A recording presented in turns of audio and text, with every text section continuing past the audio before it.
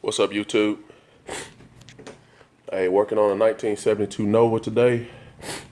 Trying to get my wheels fit on. The rear has a 12-bolt Positrack rear end.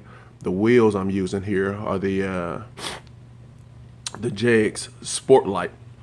So it looks kind of like a well drag light, but it's just it's a cast rim, not a forged rim.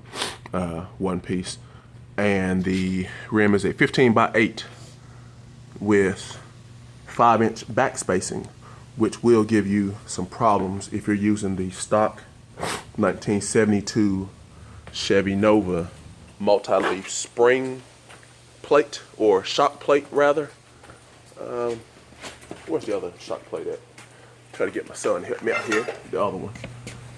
So what I'm gonna do, I use a 1970 shock plate with the multi-leaf, and it get you a picture here. This is the 1972 multi-leaf shock plate, which if you notice, it drops the shock down pretty low, which if you're running more than like 4.5-inch back spacing, the rim will come in contact with this ear here. So what I did a little research, a 1970 Camaro shock plate, which, you know, this Camaro and the Nova has about the same rear axle and everything, but the 1970 rear shock plate, if you notice here, it curves up, and it basically uses the same shock mount as the Nova. Up top, just down low, if you notice, it has the 1 bolt instead of the big eyelet on the old Novas and the old Camaros. So what I did, I just bought the new shock plates for the rear here on the bottom shock plates. You can get those from Jigs for like 30 bucks. So I ordered 2 of those. Show you a little clearance I got here. And if you notice, this is the clearance that I have, which the stud here, if you notice, that's my whole finger going in there. Plenty of clearance. You know, I mean, I could actually run probably 5.5-inch back spacing. And the tire I'm running is not that big. It's only like a you can see it here. It's a 235/60 R15. That's just the tires that I had on my old rims.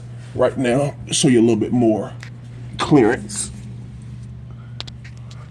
So that's the inner wheel well, plenty of clearance. I'm sorry, outer wheel well. All right, get me a view of the inner if I can. I'm trying to do this with my phone here. Well, that's the inner. So like I said, you have plenty of clearance there. You could actually go like another 1/2 inch, you know, up top, plenty of clearance. Like I said, just 12 bolt posi, 373 gears. And that was the driver's side I was showing you. I'll slide over here and get you guys a picture of the passenger side. Like I say, same lower shock mount there. Once again, the clearance, like I said, the shock doesn't come nowhere in contact with the rim.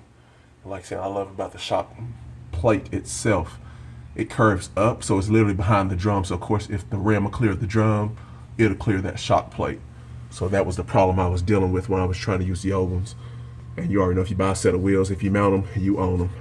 So like I said, when I was taking my back space, I mean, taking my measurements for my back spacing, I didn't take into account that shock ear, or the shock mount ear that hung down so low was gonna come in contact with my wheel. But oh well, it cost me about, well, 65 bucks. Like I said, shipped to my door for the plates for the rear here. Went to local AutoZone. I live in Arkansas, so we have AutoZone. Bought some Gabriel shocks. They were like 30 bucks a piece, lifetime warranty. So you know how it is. I mean, I'm not like drag racing or anything, so these shocks will be sufficient for what I'm doing. That's the Gabriel shock. Like I said, once again, it's for a 1970 Camaro with the multi-leaf, and that's the part number, the Gabriel part number. If this thing will focus here. Come on, piece of crap. Okay, there we go, 69624. That's the Gabriel Ultra shock. Well, I'll update you guys when I get this thing on the road.